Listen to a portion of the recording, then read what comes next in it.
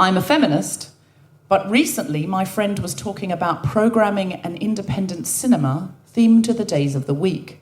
For example, Scorsese Saturday, Western Wednesday. He asked me for suggestions, and I said, Chick Flick Tuesday! And he replied, I was sure you were going to say Feminist Friday. I can't make it that Friday. I have plans. I'm reading submissions from the listeners.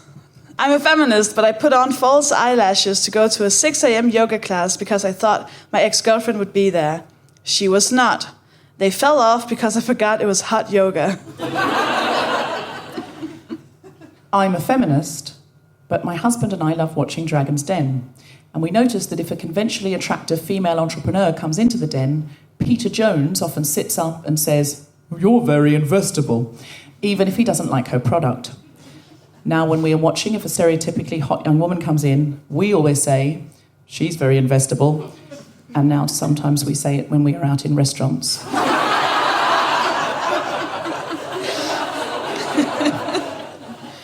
This is also from a listener. I'm a feminist, but today I accidentally referred to the British Prime Minister as a girl and was corrected by a man who said, "Woman, Shirley, aren't you a feminist?" Did I say Shirley as if that was her name? You do.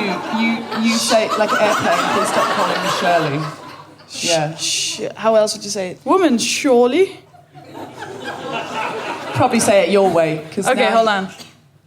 I'm sure you mean a woman.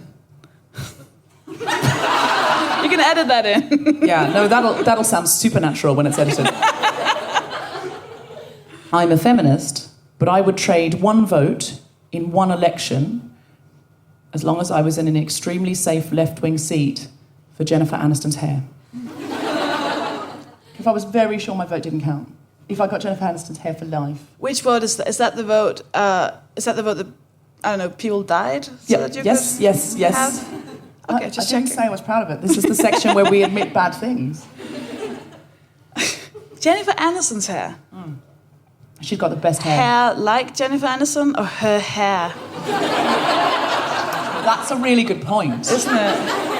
Oh, God. If I was responsible for making the most famous hair woman in the world bald, people would hate me. And you would feel worse about balding Jennifer Aniston and about not voting. Yes.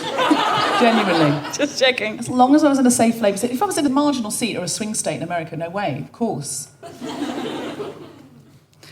This is also from a listener. I'm a feminist, but when I arrived at the Edinburgh Festival, I wrote a really cheery group text saying, "Hey, if anyone's around for a pint tonight, I'll be at the Pleasance Courtyard at 9 o'clock. And then I only sent it to the guy I have a crush on. To be fair, I could have written that too. That's so happy. Who hasn't done that? If you haven't done that, it's been done to you. Live from the Gilded Balloon at the Edinburgh Fringe, the Spontaneity Shop presents The Guilty Feminist with Sofie Hagen, Deborah Frances-White, and tonight's special guest, Jordan Raskopoulos, from the Axis of Awesome, talking about hair removal. This is The Guilty Feminist, the podcast in which we explore our noble goals as 21st century feminists and our hypocrisies and insecurities which undermine them. So today we're going to talk about hair removal. Now, I'm not entirely comfortable, I'm not going to lie to you, talking about anything, like saying the words pubic hair, it's very difficult for me. It's so funny. I can only talk about it in incredibly formal language. You call it scatology. That's only the loo, though. That's like... Yeah, but you have like a whole area of things that you can't say. It's true. Everything body fluids. Well, last week we talked about periods. Anything neck and down. Well, I can talk about sex. I can talk about things going into the body, just not anything coming out of it. That seems to be my rule. I've never realised that before until this very second, but that's my rule. Anything inserted, all good. Say the word anal. No. So what were your challenges? What was your challenge this week? I have very dark hair. Dark, long hair. My dad didn't give me a lot, that's what he gave me.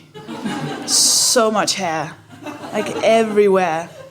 Like in your head you're going, but not there. Yeah, there. Everywhere. Wow. So I think my usual thing is to I shave most of it. I don't do waxing because, I hate myself, but not that much. Yeah. And so I shave fingers, because otherwise it's Wolverine. And I shave my toes, because otherwise Wolverine. And legs, to an extent. Thighs are meh. That's a big area. Don't have time for it.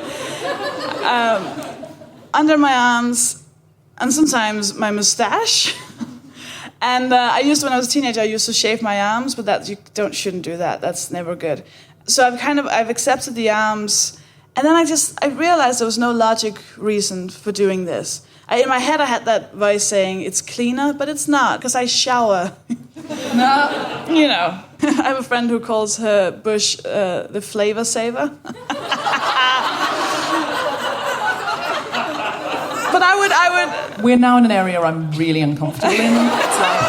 It's like we've walked into a very seedy bar at 4 a.m. and there's this violence in the eyes of everyone. Well, that's basically why I said it, because I love making you uncomfortable. I know you do. I know. So I thought, okay, I'll just leave it, because there's no logic reason for me doing this. It's only because when I was a teenager, all my teenage friends said, you should do this, you're a woman, that's what we do.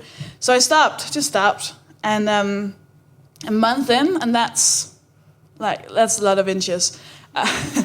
I went to a friend's birthday party, and we hooked up, and as we were about to get naked, don't know why I said it with that accent, get naked, I remembered, and I had that second of going, oh shit, because I'm okay with this, but I don't know if he is. I kind of respected him enough, and also disrespected him enough to let it happen. And nothing bad happened. He didn't even sneeze. Did he mention it because it's running contrary to fashion, or do you think this is coming back into fashion? I think it's coming back into fashion. I don't think he's the kind of guy who sleeps with fashionable people. So I don't think he knows that.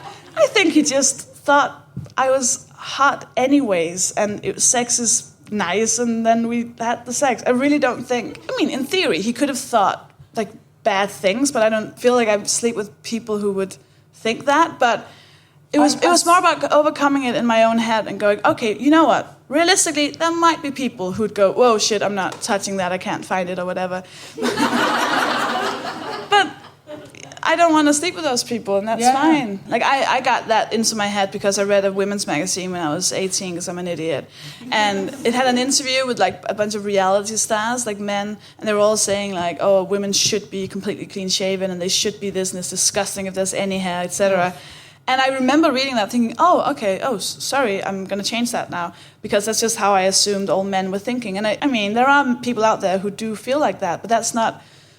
You can't change for those people. I don't want to change for those people. And I'm saving so much time. I did it, I shaved my legs because I missed the feeling of legs against new bedding. And that was the only reason. Yeah. No, it's really good to do the thing that you really want to do. The thing that's always said is, it's your choice.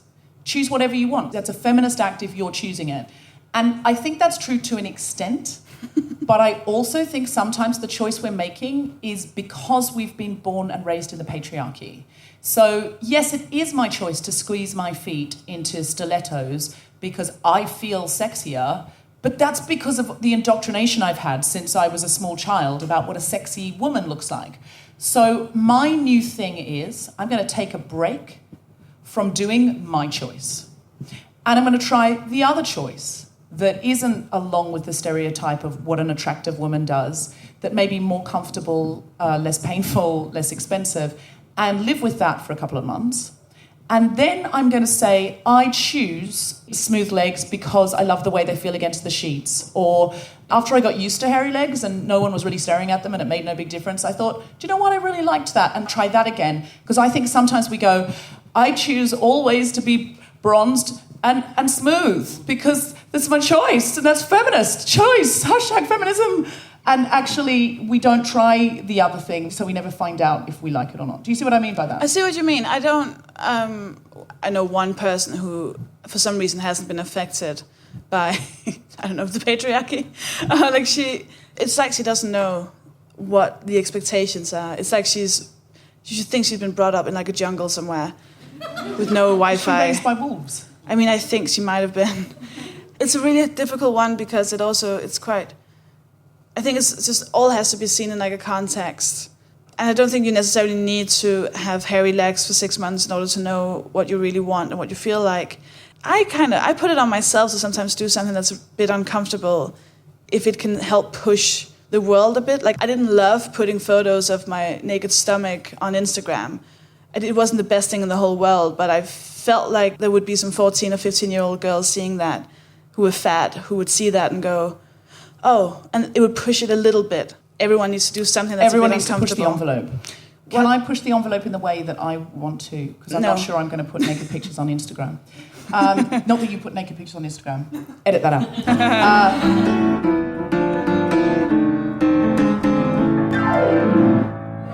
Welcome to the stage, Deborah Frances-White!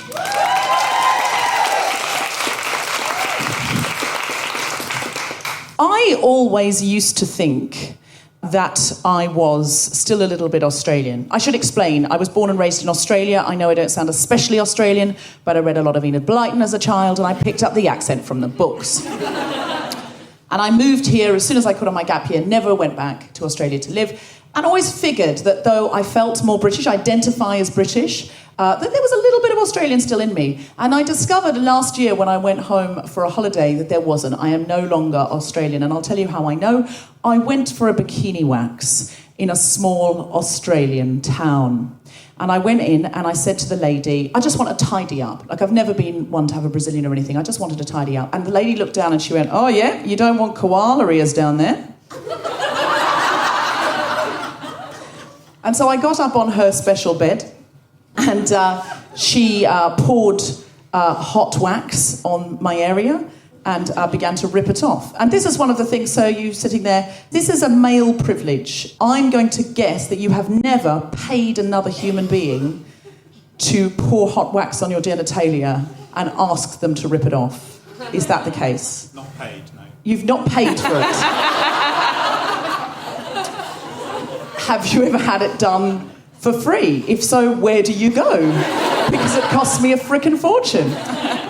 So she starts ripping bits of wax off my skin, and she looks down and she goes, oh, I've gone a bit high on this side. Oh, I'll just have to even off on that side. Oh, that's a bit crooked now. I'll just take a bit more. Oh, it looks a bit odd underneath. I'll just take it off underneath. Oh, I just need to go a bit higher. Oh, just a bit straighter, just a bit higher, just a bit straighter, just a bit higher, just even it off, just a bit higher, just a bit straighter, just even it off, just higher, straighter, even it off, even it off, even it off, straighter, higher, higher, underneath, straighter, straighter, even it off, bit off the top, bit off the side, bit off the side. Oh, love, I'm sorry, I'm really going to have to charge you for the full Brazilian. And I knew I was British because I paid and tipped her. As I walked away, I thought, that's extraordinary, isn't it, what's just happened? It's a bit like paying someone to tidy your house, coming home, finding they've robbed you blind and paying extra, because admittedly there really is no clutter. No clutter at all. And I got home from this long trip to Australia, and my husband picked me up from the airport, and we went home, and I got in the bath, and he came into the bathroom to have a chat and find out how the trip had gone, and lying there chatting to him, and after a while I went, so I've got some news down there. He said, you've had a Brazilian? I went, yeah. He said, that's not news. I said, why not? He said, well, for a start, I've been talking to you in the bath for half an hour. And secondly, you put it on Facebook.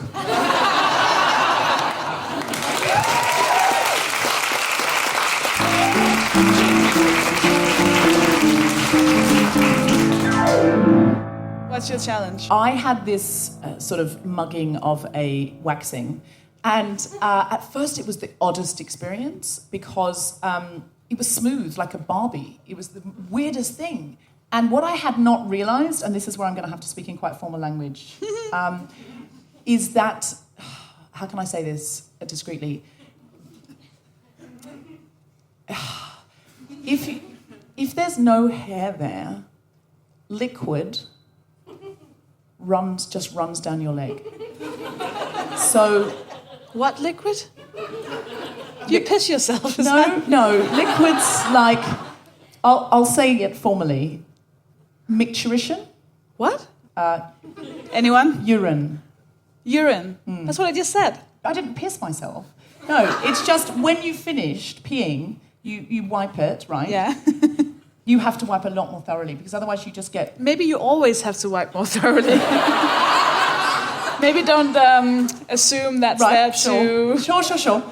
Menstruation, it just runs straight down. So, copulation. Oh, I know that one. Yeah? Yeah. Sperm, yes. But you usually keep it up there. No.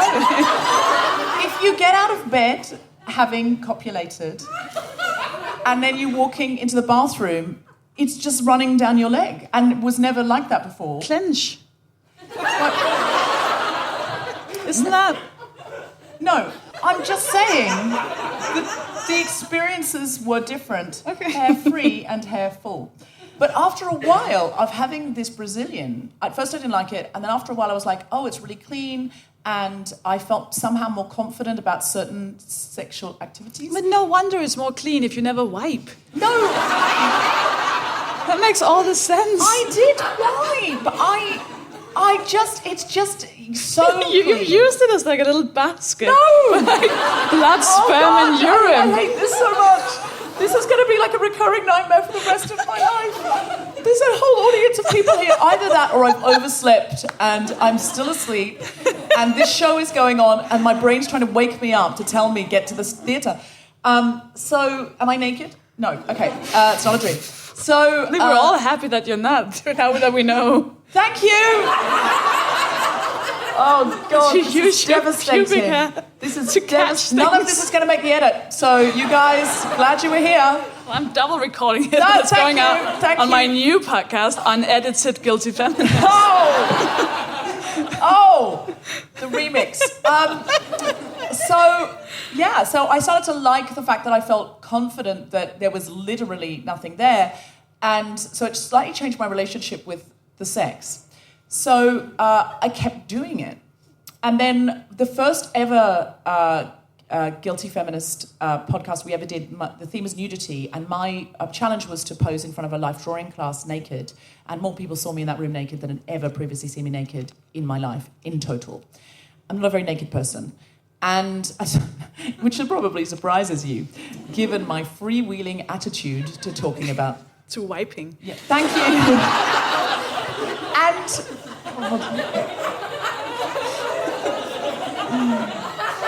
This is also the last episode of the Guilty Feminist ever to be recorded, so you guys are here at a special because night. We've peaked. No, because we're never speaking again. And we're starting a new podcast called Deborah Learns About Personal Hygiene. Oh, no, I was always clean. I'm just saying, when you first get your period and you get out of bed and you go, oh, I've got my period, right? That second is a very different second than the previous second. Oh, you know what this is? This is you not being fat. What? No, my thighs do that. I just keep my thighs together, then nothing runs down my thighs. I have no thigh gap. Are you insane? Well, you must have. There's stuff running down them. There is, I swear to you, regular I have no thigh gap. occurrences. My thighs are ample, and yet I still have I have no... Not fat enough. You should get fat. You can be hairy and fat. No. You'll never see any body liquids. I think you'd love that. This is officially the most disgusting episode we've ever done, and we've done periods, which are not disgusting. Yeah, you saved it there. Yeah, I really did. I don't think anyone noticed. When I did the life drawing one, I went for a wax that day, just because, you're going to be standing naked. And I was on the phone, because sometimes I go on the phone to distract myself from the waxing. I have a great relationship with my waxer. And she just took it all off. And actually, standing posing naked in front of people, somehow it felt less exposing, weirdly, to not be showing them my pubic hair.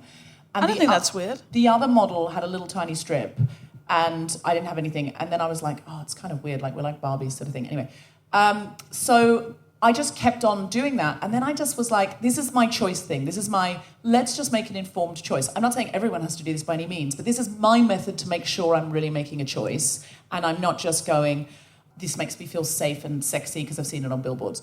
So I've grown my hair back just to see what it's like. And it's kind of like, hello, darkness, my old friend. I'm liking it. I'm like, oh, I feel kind of more womanly. It's like, oh yeah, I'm a grown-up. Why did I have no hair?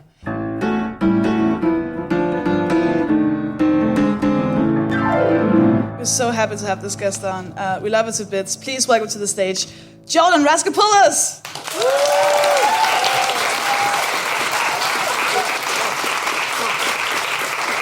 Welcome. Did I pronounce that correctly? No. I'm sorry, what is it? Raskopoulos. Raskopoulos. That's all right. It's a common mistake. Thanks for coming. How's your French? It's going well. This is our 7th year here, so it's kind of trying to find new ways to be achieving here.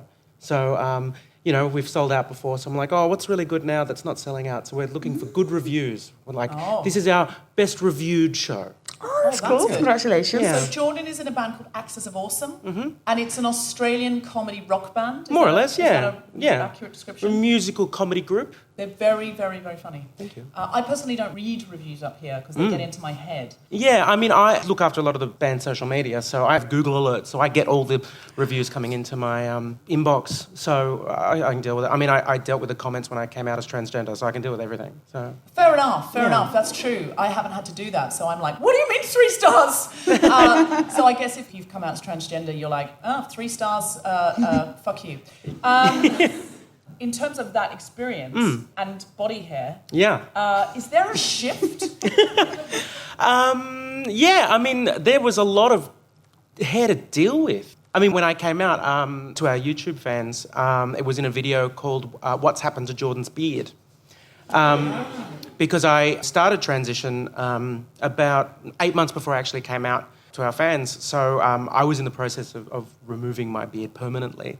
And we were getting a lot of comments like, what's happened to Jordan's beard? Poor Jordan doesn't look good without the beard. Where's the beard gone? And then there was a lot of homosexual men who were really disappointed because I was like a poster boy for them. And so they, where's the bear gone? Where's the bear? And so when I came out, it was like, this is what's happened to Jordan's beard and this is why it's never coming back. But the removal of that, which is still ongoing, was very painful and it involved a lot of lasers and electrolysis.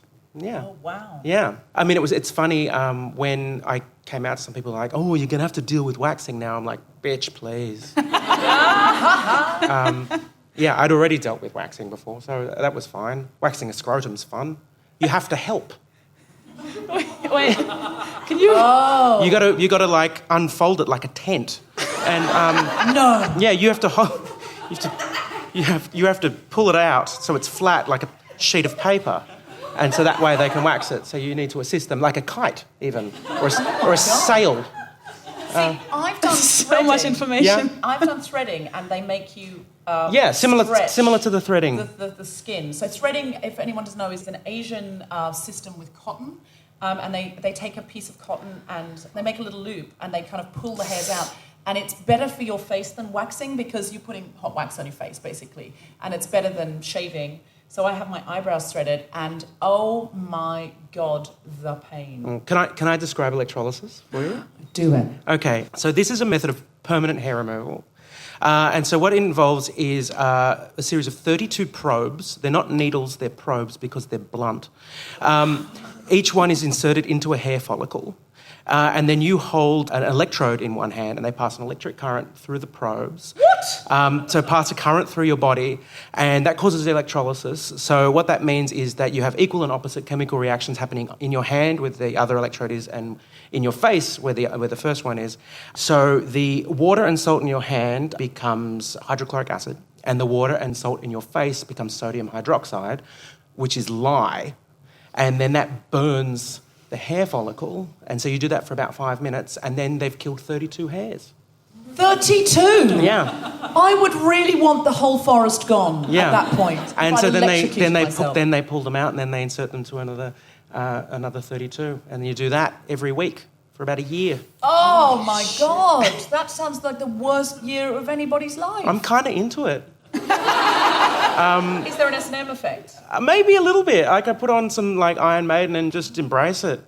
Do you? Yeah. Do you have tattoos? Do I have a tattoo? Yeah, I've got. So some is it the pain equal or worse? No, much worse. It's worse. Chemical burn. It's caustic burning. It's a very intense bass. Not bass as in sound, bass as in not an acid. I cry when I get tattoos, and I was like, if that's... Oh God. No, it's not as bad. I know people that have had it for their armpits and just like women who just like, I don't want to deal with shaving anymore. But I've just never wanted to do it because I'm like, anything permanent that I'm doing to my body, I have the same sensation about tattoos actually. I'm like, what if I change my mind? I change my mind all the time. Like, what if I, Yeah, I'm not changing my mind about the beard. No, I'm cool. On that level, completely fair enough. I got paranoid about top lip hair. Sure. And I'd say to my threader, can you see it? She'd be like, no. And then one day she went, all right, let me just have a go at it. And if the pain of threading your eyebrows is what, I was like, fuck! Yeah. And she had to say, could you please be quiet because you're scaring the other patients. Not patients, the clients. Yeah. The other inmates. Victims. The other victims, exactly. Yeah, I'm the only person my electrologist has had fall asleep while getting their lip done. Oh my Christ. Oh, you're what so are rock you and made roll. of? Oh, I don't know. Wow. Yeah. Just pure rock and roll. Just wrong chromosomes. So I don't know if it's that personal asking about the rest of your body. No, go for it. Do you shave your legs and stuff now?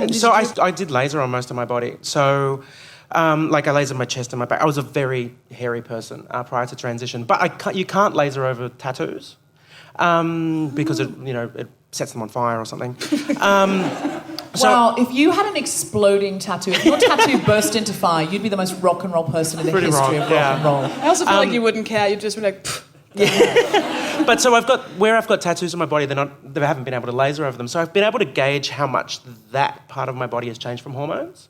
And I was like, I probably didn't need to laser certain, like my back or my chest, because that kind of took care of itself. Is there a world in which in 20 years' time or 50 years' time that a person can transition and not need to worry about certain hair, that some of the hair will change and some of it will come lighter because of hormones and that kind of thing? I mean, if you look at trans people across different cultures and cultures that are a little more accepting of different gender identities, like if you look at the kind of the Hijra in India or the Fafafini, you kind of see a different attitude to trans bodies in those spaces, and that there is the person is accepted for who they are without the kind of pull towards the gender binary and towards changing their body. So maybe in the future, as we kind of explore gender more and gender fluidity is kind of more accepted and understood, perhaps people will, just kind of go with the flow a bit more. We'll just have to see. I'm wondering that because I'm seeing, like, with my nephew's generation, how much children, because their parents now are not going, no, you can't have that toy, don't read that book, you might see a girl in it. It's the children now who are being raised in sort of open, accepting households are so much more gender fluid than our generation were. There's a celebrity, isn't there, that has a child. I don't know enough about this stuff. Wasn't there a celebrity who had a child who that was gender neutral? Will Smith. Is it Will Smith? Will Smith, yeah. Will Smith's son is I want to say Jaden. Yeah. Jaden Smith. Because that's a thing that can change things. But at the same time, I feel like we're very lucky that we're in like a bubble, like our Facebook feed is, people who agree with us, and we kind of think, the whole world agrees with us, and then Brexit happens, and you're like, oh, uh-oh. And I really hope it's going that way. That's why I mention Will Smith, is that's, he's a very public person, and maybe that'll change something, but it also changes something that you had the courage to come out, and that you did this publicly. Yeah, I mean, I kind of had to still have a job. But it was, I really, through transition, struggled with how people would take it when I came out. And even making the decision to come out publicly, I think, the fact is the hormones did their work, and I looked very different. And then people stopped stopping me in the street and asking for photos, and people didn't recognise me. And there was a moment where I was like, I could walk away, and I could abandon my public profile, I could abandon this career, and I could start over. But I didn't want to. I really enjoy what I'm doing. I really love singing, I really love performing, so I wanted to continue. But I also felt it was important for me because I wanted to maintain so much continuity in my life, and that so much of the trans narrative is that restart that, particularly early in the 90s, people were forced to restart. They were forced to seek out new friends and move to new cities and start new lives so that people wouldn't know they were trans. And, I struggled with Caitlyn Jenner's coming out because she seemed to do that. She seemed to draw a line under Bruce and then start over and almost have a new personality. And so for me, coming out publicly, my message was about continuity, that I wanted to say, I'm still the same person. I still love the same stuff. I still sing. I still sing with the same voice and the same vocal range and the same vocal register. My name is the same. And this is something new that you found out about me. And I've had so many young people come message me going, I didn't know you could do it like that. You know, I thought I had to, if I wanted to do this, witness relocation program, basically, I thought I had to change everything in my life. And through seeing your journey, realising that I didn't. And I mean, I had to come to that conclusion on my own as well. You know, initially I thought it was incompatible, and that's what held me off transitioning for so long, and that's why I did it at 32 and not earlier. Wow, that's really interesting.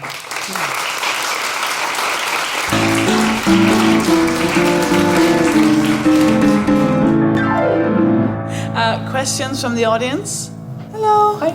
We spoke a lot about hair removal, but because cringe, are feminists who has experienced involuntary hair loss, how much do you think, as feminists, we can deal with the continuing sort of sense of how a woman should look, and how much we have to conform to that look? So, like head hair loss as opposed to body hair, Jordan? I wear a wig.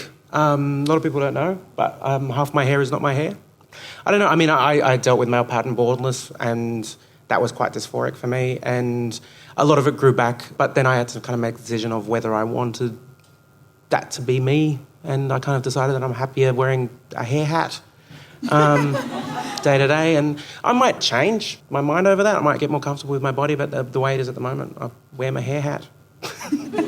That's the best word for it. Yeah, it's. I would never have known in a million years. Yeah, I mean, it's people hair. And I mean, I think a big issue for me was kind of grappling with the ethics of that, because the sourcing of human hair for wigs is sometimes dubious. The origin is sometimes dubious and comes through threat of violence or all manner of things. So, you know, trying to find ethically sourced hair for a wig is hard and expensive as well. Yeah. I think we all kind of agree that we shouldn't have to conform to the expectations and the whatever you feel like you have to look like. But it's hard, isn't it? I mean, I've had friends who had their hairdressers take a few inches more of their hair than they wanted to, and it's been the worst thing that's ever happened to them. And that's not me mocking them, because I know that can be such a... I think I've wanted to cut my hair really, really short for a while, but it's terrifying. And it shouldn't be. Your identity, your hair. That's what I think. But it's I once not. That's the point. We feel like it, but it's not, and it isn't part of. It's hard. I mean, from a trans perspective, but this is something that cis women with short or no hair deal with, is being misgendered. You know, for me, it's a hard thing, and having longer hair means I get misgendered far less frequently. You know, even around bathroom use and stuff like that. That I have a lot of lesbian friends who have quite short hair being told off in the bathroom, you know, being mistaken for men, and that's distressing. And if that's something that goes hand in hand with the way that your body is developing or changed or whatever, then you can make that decision for yourself. Also, I think aesthetics, I feel that it is part of your identity. For me, anyway, I feel aesthetics are part of my identity, because it's sort of something for me that separates us from the animals, is how we decorate ourselves. And that's in every single culture. You can go back and be an anthropologist and dig up decoration from thousands of years ago. People were saying, this is me.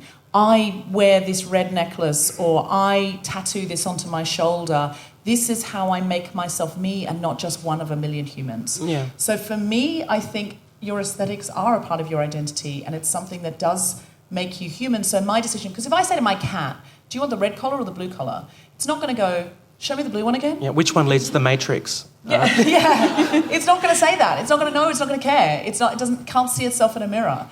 And one of the things that makes me human is my ability to look in the mirror and go, I change, I grow this hair, I pull this hair back, I shave this hair, I roar, I present myself this way or that way. And it can depend on the week, on the morning, on the party, on the how gendered I'm feeling, all of those things. But it's not like if you shaved off all your hair, your husband was going to come home and go, oh shit, who's the cat? Yeah, I mean, it's interesting. But if I lost my hair because I had to have chemotherapy, I would imagine it would have a profound impact. If I hadn't chosen shave my hair. I agree. I totally agree. I think my point was that it shouldn't have to. Of course we can, and we should if we want to, but we shouldn't feel like we have to have long hair in order to feel like you look like a woman. I mean, it is. I mean, it's interesting you kind of bring up tattoos in that context because for me, tattoos have an interesting way of taking control of your body because I hated my body and I was dysphoric about my body for so long. And for me, getting tattooed was a way of, and the way I rationalised at the time is, everybody's body changes and they get older and things happen that you don't like you lose your hair and blah, blah, blah. And tattoos are a way of taking control and, unpacking that through transition as well was a lot tied up in my dysphoria. But it's the same thing. It's like if changing your body or altering your body gives you control, whether that's tattoo, whether that's shaving your head, whether that's growing your head, then that's ultimately a good thing, I think. But it's when you're talking about hair loss, to go back to your question, you're talking about something that's being taken away from your control. And I think that's why it can feel dehumanizing or defeminizing if you're a woman, or demasculinizing if you're a man who identifies as such, is because something's being taken away from you. If you choose to cut your hair really short, or you choose as a guy to grow your hair long and you go against that trend, that's a statement in itself. Yeah. That's a piece of identity in itself. Do you know what I mean by that? So it's more, I feel like, what do you want to do, rather than what does society expect of you? Those things are different questions, I think. Yeah. Does that make sense? Yeah. She's left. Thank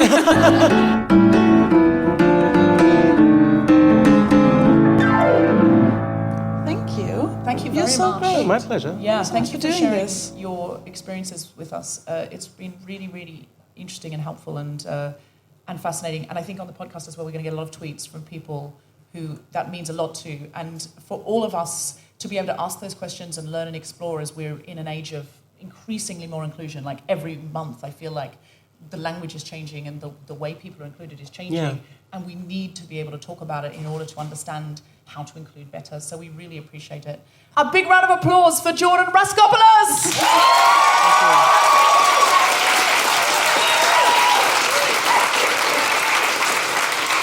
Where can people find you? Twitter, social media? So if you Google Axis of Awesome or Jordan Rasko, I'm on all the social medias under those names. So if you want me, Jordan Rasko, if you want the band, Axis of Awesome. I don't know if you guys have ever seen Axis of Awesome, but they're unbelievably good. We're really good. Excited. What's the name of the title of your show this year? Won't Ever Not Stop Giving Up. Yes! And I feel that's true of you. You won't ever not stop giving up. And we hear it's ultimately positive, in the positive direction. We when we wrote it out, we were like, no, it won't ever...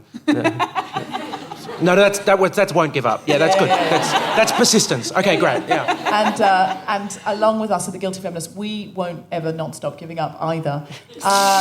Do you have anything you would like the audience to see, listen to, or hear about, Sofie Hagen? This episode. Yeah.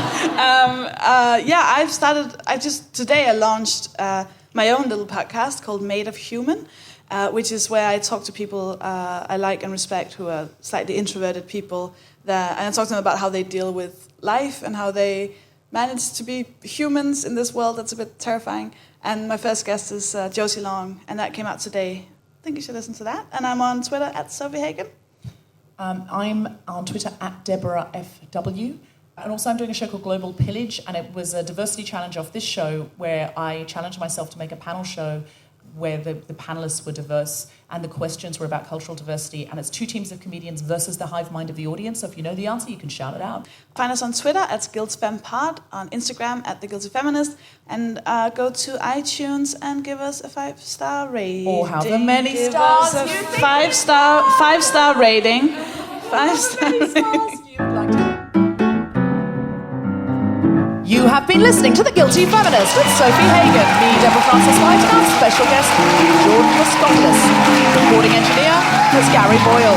Music was by Mark Hodge. The producer was Tom Sikinski for The Spontaneity Shop. Thanks to everyone at The Gilded and Butler, and everyone at SoTV, as well as all of you for listening. For more information about this and other episodes, visit guiltyfeminist.com.